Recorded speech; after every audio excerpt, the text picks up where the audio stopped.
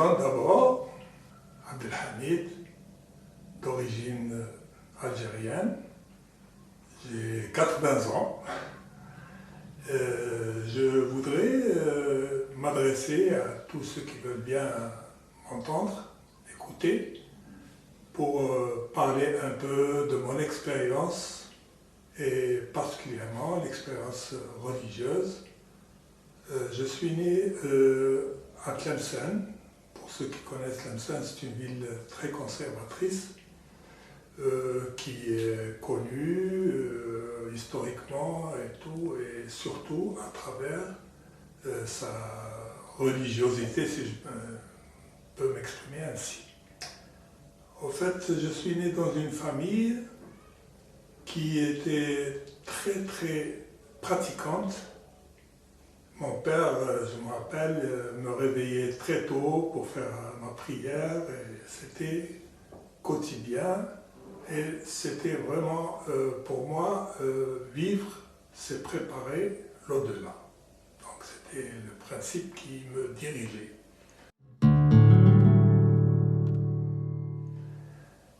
Voilà, j'arrive au baccalauréat. Je préparais mon examen de physique, je me souviens bien, dans un jardin public. Et je vois deux bonhommes en train de se parler entre eux, l'un qui parle arabe, et un arabe très classique, très soutenu. Je tendais l'oreille et je passais à côté, tout en faisant semblant de lire, mais j'étais plus attiré par l'arabe de ce monsieur.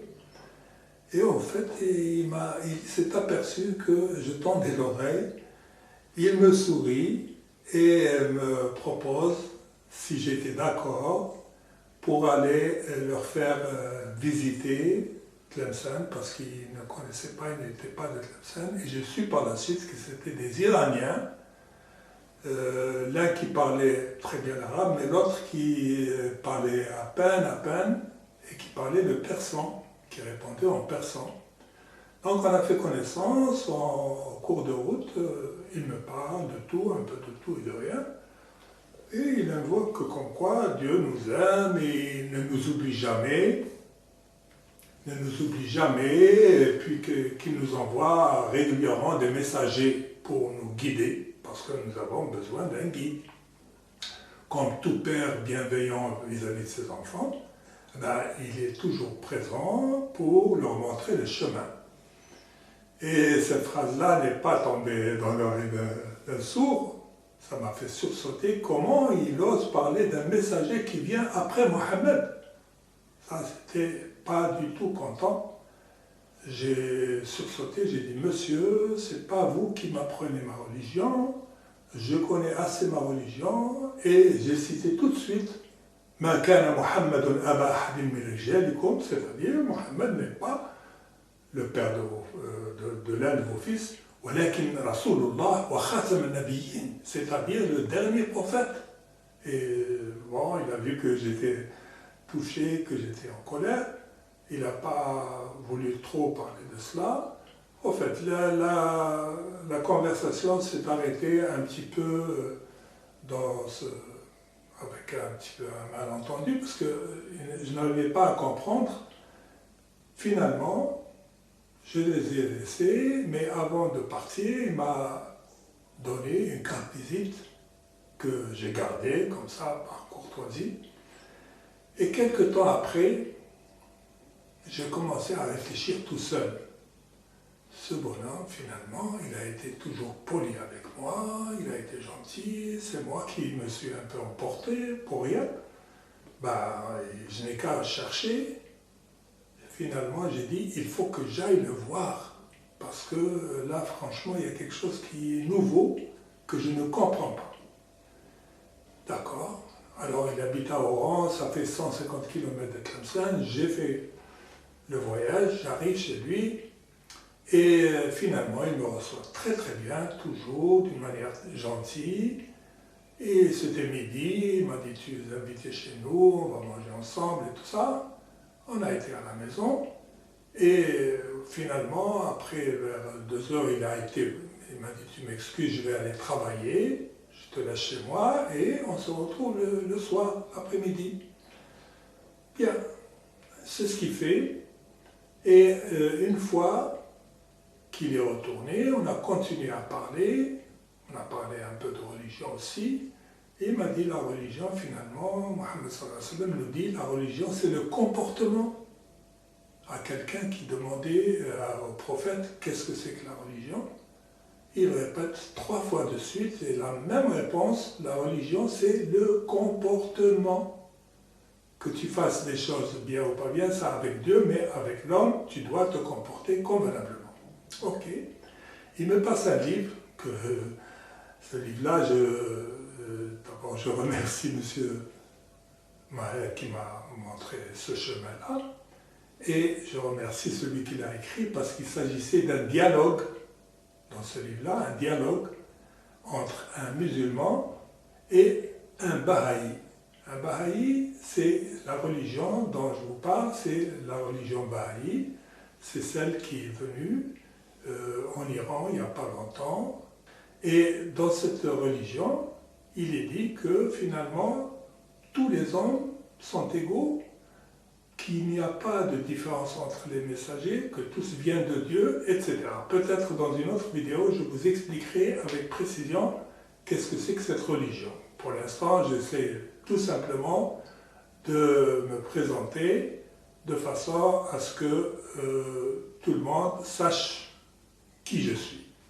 Moi, j'étais jeune, à ce moment-là, je n'avais que 20 ans, j'étais au baccalauréat, je ne dois pas avoir plus de 20 ans.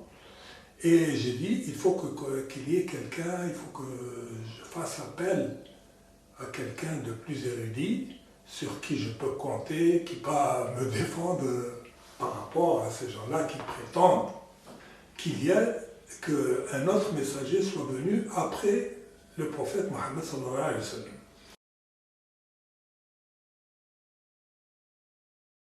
C'était quelqu'un d'érudit, un jeune professeur vraiment. J'ai été le voir. Oui, monsieur, voilà. Il y a quelqu'un qui prétend qu'il y a un nouveau messager qui vient après Mohammed. Quoi? Un nouveau messager? Il sursaute comme moi je l'ai fait d'ailleurs. Et il me dit, qui c'est celui-là? J'ai dit, écoute, est-ce que ça te dérange d'avoir un rendez-vous avec lui, que tu discutes, et tu lui expliques que quoi il fait erreur? Ben, il me dit, pas de problème. Chose faite.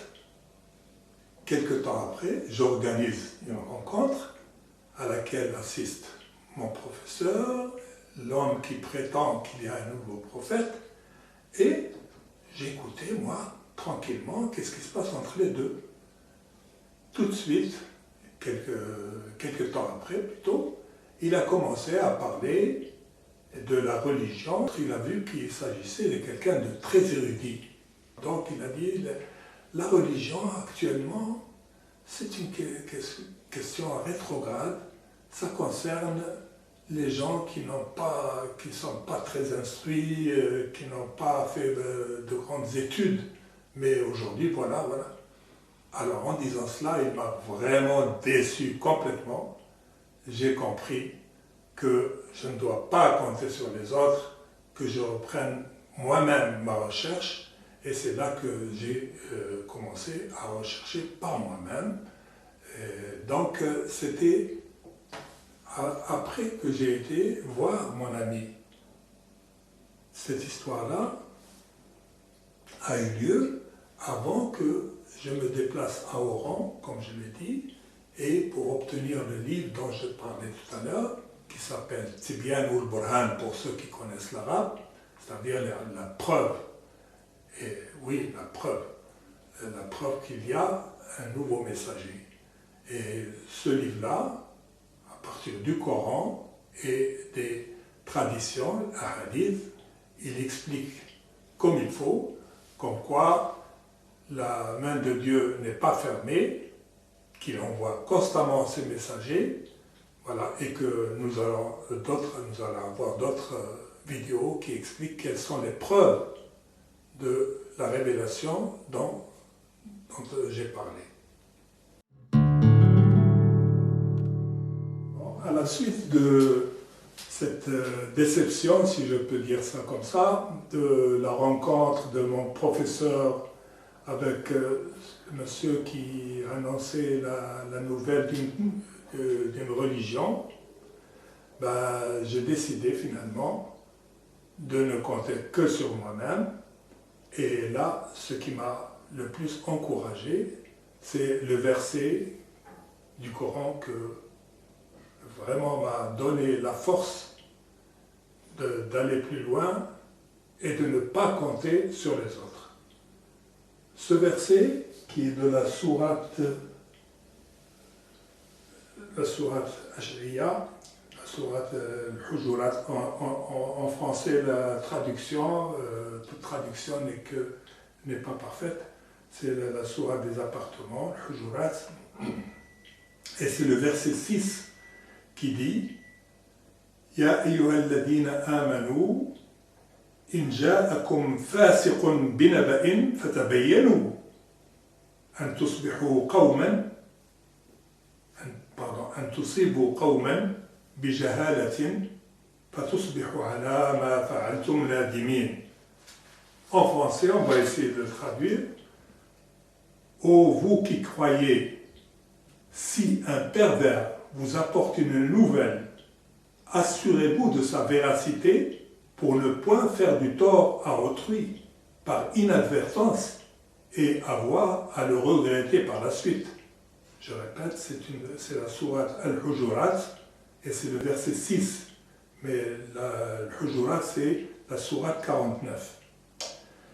Donc, comme vous voyez, là, ici, dans ce verset, il nous incite à rechercher par soi-même la vérité et ne pas refuser, même si cette personne-là est une personne perverse, méchante, mauvaise, tout ce que vous voulez. Donc, Dieu nous demande de chercher la vérité de toute nouvelle qui nous parvient. Car si nous cherchons la vérité de la nouvelle et nous découvrons qu'elle est fausse, on n'a rien perdu. Par contre, si nous rejetons cette vérité et qu'il s'avère qu'elle soit vraie, nous allons le regretter. C'est pour cela que la recherche est toujours bénéfique, quel que soit le résultat. Donc, en s'appuyant sur ce verset, je me suis mis moi-même à faire ma recherche. La recherche, j'ai pris le Coran, j'ai pris les traditions et j'ai commencé matin et soir. J'étais comme un fou parce que j'étais entre les deux. Je ne savais pas, il faut croire, toujours taraudé par cette idée de culpabilité, si je peux dire. Comment je peux associer cette religion que j'ai aimée finalement. Les principes sont très beaux, tout cela, on verra ça dans une autre vidéo, quels sont ces principes. Et la phrase qui me dit Mohammed Khatam al-Nabiyyin, c'est le dernier par exemple, ça on verra encore une autre vidéo, les obstacles qui font que les gens ne croient pas et ne veulent pas croire ou ne peuvent pas croire. Donc tout cela, ce sera d'autres vidéos. Mais pour moi, j'ai vécu des moments difficiles et ça m'a encore conforté un autre verset qui dit que c'est normal que quelqu'un qui veut croire, il a des épreuves. Des épreuves, Dieu nous met en épreuve pour voir si c'est sincère, cette foi que nous portons vis-à-vis de Dieu, est-ce qu'elle est basée sur quelque chose de sincère, et la meilleure chose de savoir si c'est sincère ou non, c'est l'épreuve. Et dans ce verset qui m'a justement donné le courage d'aller plus loin, il dit, Alif Lam Mim, c'est la sourate, c'est le Baqara, c'est la vache, la deuxième sourate. Les gens pensent-ils, croient-ils qu'il suffit de dire nous croyons et que nous les laissons tranquilles? Quand ils disent nous croyons, les épreuves commencent pour les mettre à l'épreuve, pour tester la vérité de leur foi. En arabe, Alif Lam Mim, أحسب الناس أن يتركوا يقولوا آمنا وهم لا يفتنون. Pense-t-il qu'il suffit de dire nous croyons et qu'on les laisse tranquilles? Non, non, non, non, non. Et j'ai pensé que finalement, si je veux dire je crois, il faut m'attendre à des épreuves de toutes parts, de soi-même, avec les préjugés que nous portons. D'ailleurs, le plus grand ennemi, en parenthèse, il ne faut pas le chercher ailleurs, c'est soi-même. C'est dans sa tête, dans son ego, dans ses habitudes, dans ses préjugés. C'est ça le grand ennemi. Les autres, ils peuvent pas, ils n'ont pas un accès direct sur nous-mêmes. Alors j'ai commencé à d'abord essayer de comprendre comment c'est arrivé, quelle est ma foi, est-ce que je crois sincèrement ou bien que les gens, je crois pour les gens, pour qu'on m'applaudisse, pour qu'on me dise voilà, c'est Abdelhamid, c'est un croyant, voilà. Donc je me suis remis en question.